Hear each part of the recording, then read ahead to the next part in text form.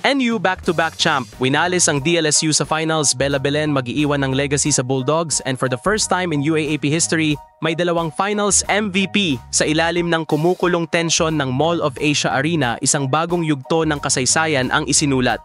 Sa harap ng libu-libong fans, hindi lang basta tinapos ng National University Lady Bulldogs ang UAAP Season 87 Women's Volleyball Finals. Winasak nila ang De La Salle Lady Spikers sa isang matinding straight set sweep, 25-19, 25-18 at 25-19 upang muling angkinin ang korona at iproklamang opisyal.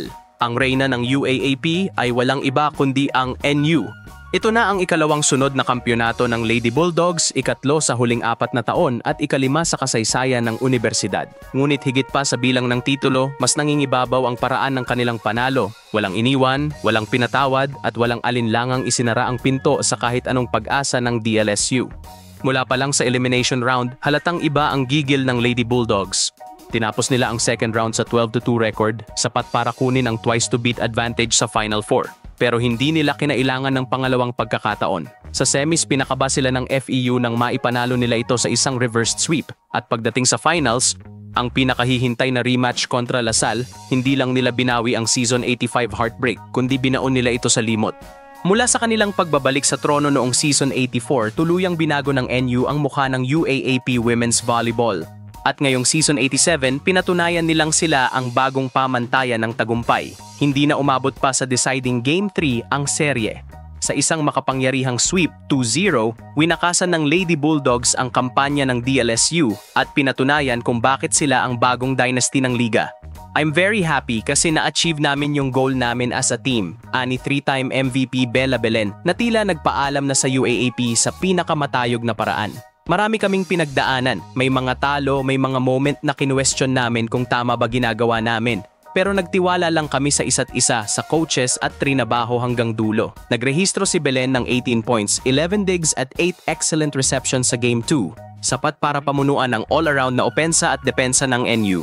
Kasama ni Belen sa pagpapatatag ng panibagong corona ang mga kasama niyang sina Alyssa Solomon na may 13 points at 5 digs at setter na si Lams Lamina na nagpaikot ng opensa sa pamamagitan ng 17 excellent sets. Habang ang spotlight ay madalas na nasa seniors, dalawang pangalan ang lumitaw at kinilala, sina Hardyo at Alinsug na kapwa pinarangalan bilang finals co-MVPs. Si Hardyo, ang masipag na libero, ay may kabuuang 19.5 digs at 20 receptions sa buong finals.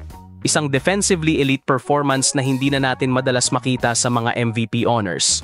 Ang nasa mindset ko lang po, gusto ko umalis sila na panalo. Pinangako ko sa sarili ko na kukunin ko lahat ng kaya ko, ani Hardyo. Si Alinsug naman, na average ng 15.5 points sa finals ay nagsilbing X-factor sa bawat crucial rally. Pag tinitingnan ko si Ate Bella, parang napa-fire up ka rin. Yung fighting spirit niya nakakahawa talaga, ani Alinsug. Bagamat may sariling mga sandali ng pagtutol sa NU, hindi naging sapat ang puwersa ng La Salle upang mapigil ang rumaragasang Lady Bulldogs. Si Angel Canino, ang Season 85 MVP ay nagtala ng 12 points, 15 excellent receptions at 9 digs habang sina Shivana Laput at Ami Provido ay nagtulungan para sa karagdagang puntos. Ngunit kinapos sila sa likod ng depensang inilatag ng NU na nagtala ng 53 digs kumpara sa 35 ng Lady Spikers. Hindi rin naging sapat ang pamamaalam ni na Alea Malaluan, Jessa Ordiales, Jules Tolentino at Jean Soreño na magtatapos na sa kanilang collegiate careers.